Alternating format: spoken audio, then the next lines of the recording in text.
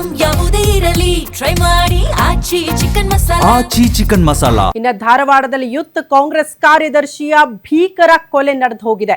ಹಳೆ ವೈಷಮ್ಯದ ಹಿನ್ನೆಲೆ ಮನೆಗೆ ನುಗ್ಗಿ ಬರ್ಬರವಾಗಿ ಹತ್ಯೆ ಮಾಡಿದ್ದಾರೆ ದುಷ್ಕರ್ಮಿಗಳು.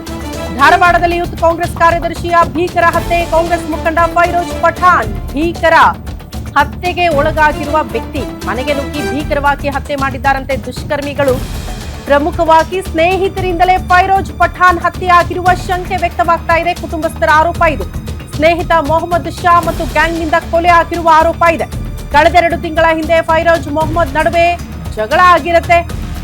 ಮೊಹಮ್ಮದ್ ವಿರುದ್ಧ ಈ ಹಿಂದೆ ಕಂಪ್ಲೇಂಟ್ ಕೊಟ್ಟಿರ್ತಾರಂತೆ ಫೈರೋಜ್. ಕಳೆದ 2 ತಿಂಗಳಿನಿಂದ ಆಗಾಗ ಗಲಾಟೆ ಮಾಡ್ಕೊಳ್ತಾ ಇದ್ರು ಇಬ್ರು ಇದೇ ವಿಚಾರಕ್ಕೆ. ಆದ್ರೆ ನಿನ್ನೆ ಏಕಾಏಕಿ ಮನೆಗೆ ಎಂಟ್ರಿ ಕೊಟ್ಟು ಫೈರೋಜ್ ನನ್ನ ಭೀಕರವಾಗಿ ಹತ್ಯೆ ಮಾಡಿದ್ದಾರೆ ಮೊಹಮ್ಮದ್ ಶಾ ಮತ್ತು ಟೀಮ್ಗಾಗಿ.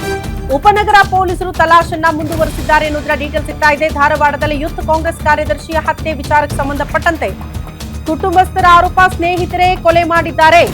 ಹಳೆ ದ್ವೇಷದ ಹಿನ್ನೆಲೆ, ಅದು ಕೂಡ ರಾಜಕೀಯ ವೈಷಮ್ಯ ಅಂತ ಎಲ್ಲ ಹೇಳ್ತಿದ್ದಾರೆ.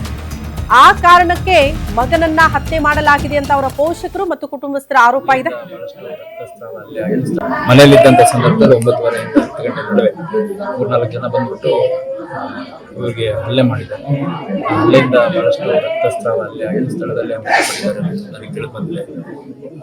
ಯಾವ ಕಾರಣಕ್ಕೆ ಮಾಡಿದ್ದಾರೆ ಮತ್ತೆ ಯಾರು ಮಾಡಿದ್ದಾರೆ ಅನ್ನೋದು ಕುಟುಂಬ ಸದಸ್ಯರು ಮತ್ತೆ ಸಾಕಷ್ಟು ಜನ ಲೈವ್ ವಿಟ್ನೆಸಸ್ ಹೆಣ್ಮಕ್ಳೆಲ್ಲ ಇದ್ದಾರೆ. ಬಹಳಷ್ಟು ಅವರು ಕಂಪ್ಲೇಂಟ್ ನೀಡೋ ಒಂದು ಪ್ರೋಸೆಸ್ ಅಲ್ಲಿ ಇದ್ದಾರೆ. ಕಂಪ್ಲೇಂಟ್ ಕೊಟ್ಟರೆ ಇಮಿಡಿಯೇಟ್ ನಾವು ಈಗಾಗಲೇ ಆರೋಪಿಗಳು ಯಾರು ಅನ್ನುವಂಥದ್ದು ಕ್ಲೂ ಸಿಕ್ಕಿರೋದ ಹಿನ್ನೆಲೆಯಲ್ಲಿ ಅವ್ರನ್ನ ಹುಡುಕ್ಲಿಕ್ಕೆ ನಮ್ಮ ಅಧಿಕಾರಿ ಸಿಬ್ಬಂದಿಗಳು ಕಾರ್ಯೋನ್ಮುಖರಾಗಿದ್ದಾರೆ. ಆದಷ್ಟು ಬೇಗ ಆರೋಪಿಗಳನ್ನ ಅರೆಸ್ಟ್ ಮಾಡುತ್ತೇವೆ.